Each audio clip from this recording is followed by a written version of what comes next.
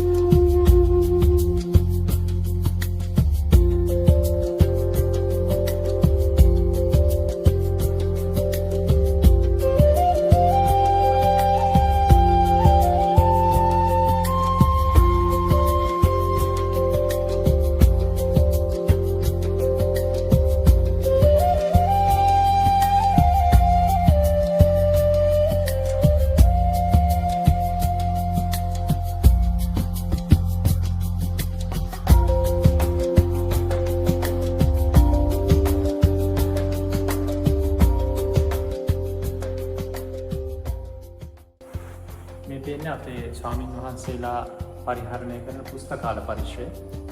සියලුම ත්‍රිපිටක පොත්, අට කතා ටීකා සහ අනිකුත් සියලුම ධර්ම ග්‍රන්ථ මේ පුස්තකාලේ තමයි අපි තබලා තියෙන්නේ. ස්වාමීන් වහන්සේලාට කැමති විදිහට මේ පුස්තකාල පොත් පරිහරණය කිරීමට පහසුකම් මෙතන තියෙනවා.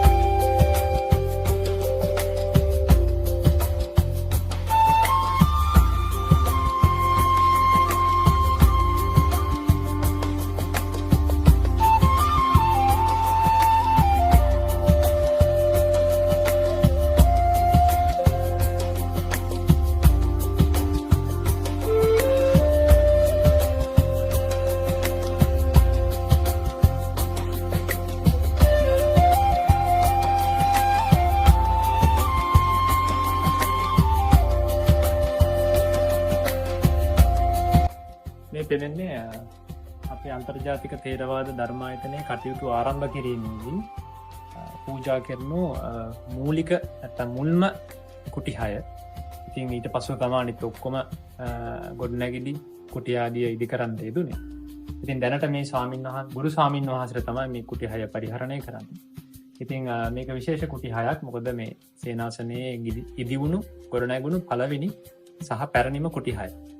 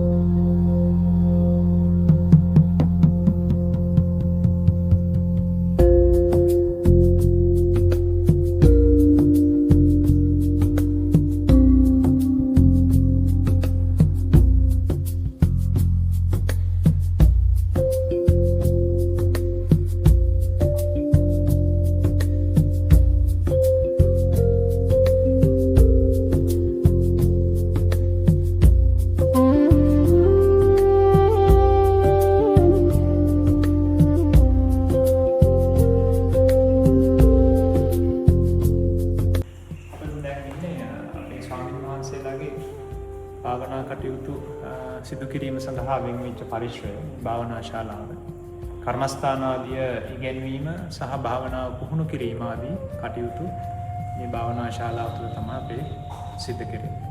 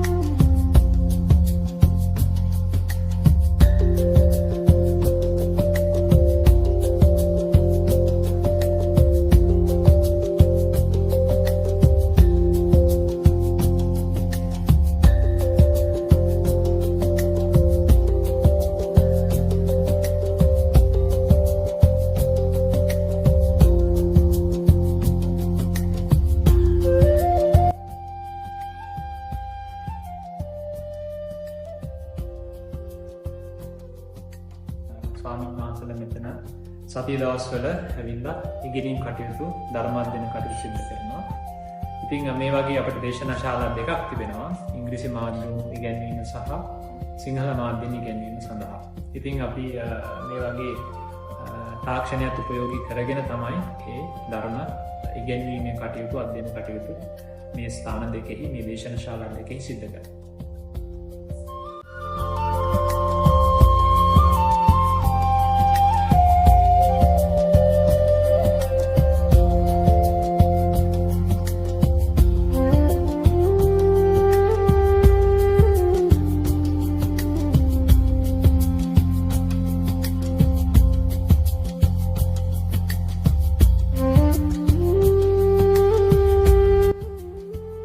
අපි මේ දකින්නේ අපේ ධර්මායතනයෙහි ඉසිපතන සංඝාවාසය. මේ සංඝාවාසය තුළ කුටි 10ක් සමන්විත වෙනවා. එතනින් කුටි 2ක් අපි ආගන්තුක ස්වාමීන් වහන්සේලා උදෙසා වෙන් කළ තිබෙනවා. ඒ නිසා මේ කුටි සංකීර්ණය තුළ ස්වාමීන් වහන්සේලා දැනට 8 නමක් වැඩ වාසය කරනවා.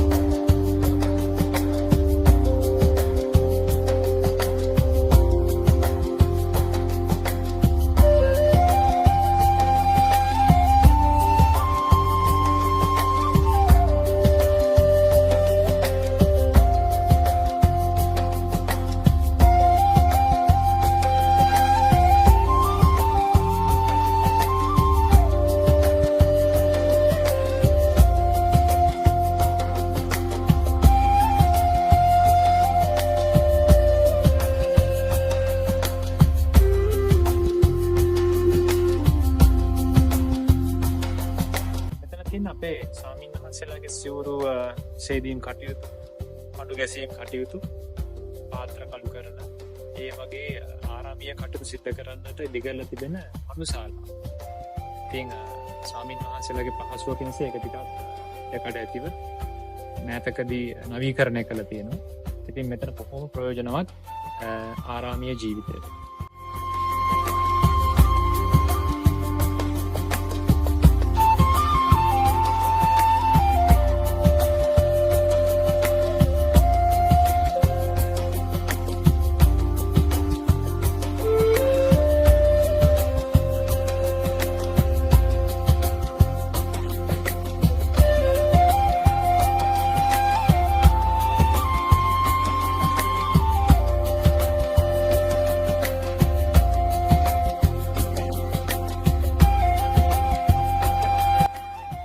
වගේම ස්වාමීන් වහන්සේලා සිවුරු පඳු ගැසීම සඳහා භාවිතා කරන මේ කෘතිම හදපු පඳුවෝරේ මේ ලී වලින් හදපු පඳුවෝරු තියෙනවා. මේවල තමයි ස්වාමීන් වහන්සේලා සිවුරු සෝදලා සිවුරු පඳු ගැනීම ආදී කටයුතු සිද්ධ කරන්නේ.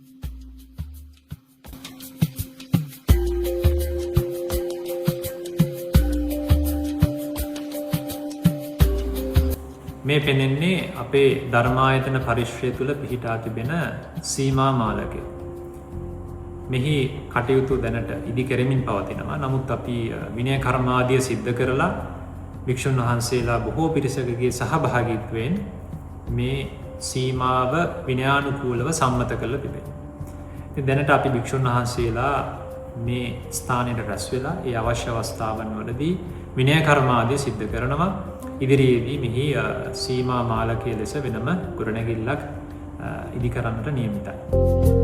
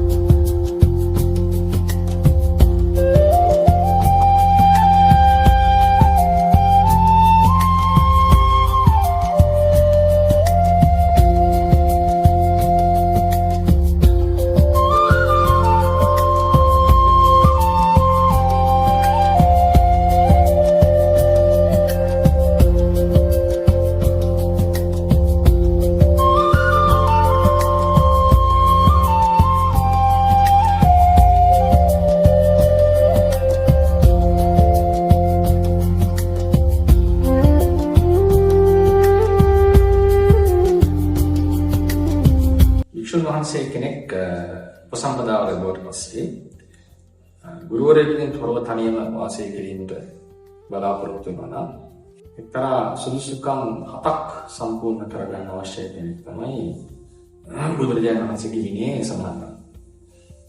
එකක් තමයි උභය ප්‍රාතිමෝක්ෂය, වික්ෂු ප්‍රාතිමෝක්ෂ දෙක කටපාඩමින් දරාගෙන ඒකේ තිබෙන අර්ථයන් හොඳින් තේරුම් ගත්ත කෙනෙක් විය යුතුයි.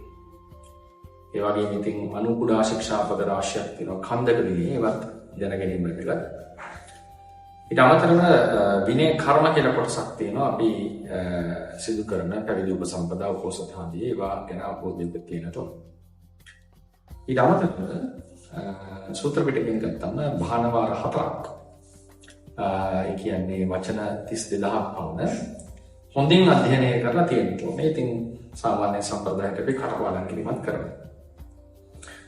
ඊට අමතරව මංගල ආමංගල අවස්ථාවලදී සුදුසු පරිද්දෙන් ගැලපෙන්නට බණ කියන්නේ තියෙන හැකියාව. විහාරයෙන් කරන දායකයන්ගේ ශ්‍රද්ධාව වැඩි වෙන අර්ථයෙන් වැඩි වෙන පරිද්දෙන් රාහුලෝවාද ආදී දීර්ඝ කතා ප්‍රවෘත්ති දැනගෙන තිබීම කතා කියන්නට සමර්ථ වෙන්නේ සුදුසුකමක් තියෙන්නට අවශ්‍යයි. ඊට අමතරව ඒ භික්ෂුන් වහන්සේට අරිහත්ත්වයේ දක්වා කමඨහන කියන්නේ රහත් වෙලා කියනවා කියන එක නෙවෙයි, රහත් වෙනකන් අපි දත යුතු භාවනා ක්‍රමය මේ පියවරේදී ditthi visuddhiya සම්පාදනය කිරීම, කාංකා විතරණ විසුද්ධිය සම්පාදනය කිරීම, මග්ගා මග්ග ඥාන දර්ශන විසුද්ධියදී කොළපක්ලේශ ජය ගැනීම, උද්‍යප්පේ භංග බය ආදී ඥානයන් දියුණු කිරීම, සංඛාරූපේක්ඛාදී කළ යුතු කටයුතු මාර්ගය උපදින හැටි, මේ ආදී ලෙසට අරිහත්ත්වයට දක්වා අපි නිකන් කියනවා A to Z කියලා. මේ මාර්ගය අවුදුම තරමික කර්මස්ථානයකින් දැනගෙන තියෙනවා. ඊට අමතරව සුදුසුකම් ලැබූ ගුරුවරු යටතේ, අඩුම තරමික ගුරුවරයෙක් යටතේ අවුරුදු 5ක් අවම වශයෙන් පුහුණු වෙලා තියෙනවා. මෙන්න මේ කියන සුදුසුකම් 4 සම්පූර්ණ වෙච්ච භික්ෂුවට තමයි සේවිචාරී භික්ෂුව කියලා කියන එක නිශ්චය මුත්තක කියන්නේ ගුරුවරයෙකුගෙන් තොරව තනිව වාසය කරන්න පුළුවන්. මෙන්න මේ කියන සුදුසුකම් 4 ලැබිච්ච භික්ෂුව අතින් සාමාන්‍යයෙන් වැරදි ධර්මයක් කියවෙන්නේ නැහැ. ඒ භික්ෂුව අතින් අඩුපාඩු සිද්ධ වෙනවා අඩුයි. වෙන්නේ නැහැ කියන්නට අපිට ගැරන්ටි එකක් නැත්නම් ස්ථිරව කියන්නට බෑ. ප්‍රකටණය නැති අඩුපාඩු වෙන්න පුළුවන්. නමුත් මේ සම්භාවිතය අඩුයි. අසාරුප්‍ය විදිහට හැසිරීම, සම්පූර්ණයෙන් විකෘති වූ ධර්මයේ දේශනා කිරීම වගේ සිද්ධ වෙන්නට ඉඩ අඩුයි. මොකද ඔබ අවුරුදු 5ක් විතර ලොකු පුහුණුවක් ලැබුණා කියන්නේ. එවැනි භික්ෂුන් වහන්සේලා බහුල වශයෙන් දිවි වෙනකොට අන්න ශාසනයේ දියුණුවක් අපිට අපේක්ෂා කරන්නට පුළුවන්. ඊට අමතරව කවුරු හරි කෙනෙක් භික්ෂුවක් තව ගෝලීව තනන්නට බලාපොරොත්තු වෙනවා නම් ඔහු විසින් තව වැඩිපුර ධර්ම කොටස් ඉගෙනගෙන ඉගැන්වීමේ හැකියාව, භික්ෂුව තුළ ශිෂ්‍යයා තුළ ඇති වෙන අනබිරත දුරු කිරීමේ හැකියාව, වත් පිළිවෙත් පුරුදු කරන්න පුරුදු කරන්නට හැකියාව තියෙනවා. ඒ නිසා ඒකට නම් ඒ වගේ ගුණාංග සහිත භික්ෂුව නම් පරිසුපට්ඨාපක භික්ෂුව කියනවා. ඉතින් අපි අන්තර්ජාතික ථේරවාද ධර්මායතනයක් පිළිටවන්නේ විශේෂයෙන්ම මේ නිස්සය මුත්තක ගුණාංග වලින් යුක්ත භික්ෂුව පිළිකිරීමට, අනාගතයේදී පරිසුපට්ඨාපක ගුණාංග වලින් යුක්ත භික්ෂුව පිළිකිරීමක් කියන මේ ඉලක්කයෙන් තමයි අන්තර්ජාතික ථේරවාද ධර්මායතනය පිළිටවන්නේ. ඉතින් මේ වෙනකොට අපි ඉතා සාර්ථකව කටයුතු කරගෙන යනවා. අවුරුදු 6ක වැඩසටහනක් ලෙස නිශ්චය මුත්තක වැඩසටහන ක්‍රියාත්මක කරනවා. දැන් 4 වෙනි අවුරුද්දේ මැදට හරියට ඉන්නේ. ඊළඟට අනාගතයේදී පරිසුපට්ඨාපක වැඩසටහනක් නිර්මාණය කරලා උගන්වන්නට බලාපොරොත්තු වෙනවා. විශේෂයෙන් බුරුම රට අධ්‍යාපනය ලැබලා දැනුම ලබාගත් ස්වාමීන් වහන්සේලා ඒ තමන්ට ලැබිච්ච අත්දැකීම් දැනුම ආදිය යුක්තව වෙනම විෂය නිර්දේශයක් සකස් කරගෙන ධර්ම විනයානුකූලව ඒක ඉගැන්වීම මේ ස්ථානයේදී සිද්ධ වෙනවා. භාවනා පුහුණුව ලබා දීම, ඒ වගේම බුද්ධ වන්දනා ආදී කටයුතු සිද්ධ කිරීම, වත් පිළිවෙත් මනාකොට සිද්ධ කිරීම, වැඩිහිටියන්ට ගුරුවරු උපස්ථාන ආදී සිද්ධ කිරීම, චීවර කර්ම, ඒ කියන්නේ චීවර මැසීම්, පාත්‍රා කළු කිරීම මේ ආදී වූ ක්‍රියාකාරකම් ඉගෙන ගනිමින් ඒ කටයුතු උගන්වමින් මේ කටයුතු සිද්ධ කරන ආයතනයක් තමයි මේ අන්තර්ජාතික ථේරවාද ධර්ම ආයතනය. ඉතින් මෙවන් වූ ආයතන තව තවත් ලංකාව තුළ බිහිවිය යුතුයි කියන එක අපේ පරමාර්ථය. අනාගතයේදී පරිසුපට්ඨාපක වැඩසටහන් සඳහා වැඩසටහනක් නිර්මාණය කරන්නට බලාපොරොත්තු වෙනවා. ඉතින් එවන් වූ ආයතන බිහි වෙනකොට ලංකාව තුළ නවක භික්ෂුන් වහන්සේලා නිශ්චය මුක්තක ගුණාංග වලින් යුක්තව සමාජයට, සංඝ සමාජයට යොමු වෙලා බිහි වෙලා විශේෂ සංඝයාගේ ප්‍රබෝධයක් අපිට අපේක්ෂා කරන්නට පුළුවන් වෙනවා. ඒ නිසා අපි බලාපොරොත්තු වෙනවා, ප්‍රාර්ථනා කරනවා මේ ආයතනයේ තව තවත් ඉදිරියට දියුණුවටපත් වෙලා තව බොහෝ භික්ෂුන් වහන්සේලාට අර්ථයෙන් ධර්මයෙන් පෝෂණය වෙන තරක් වේවා.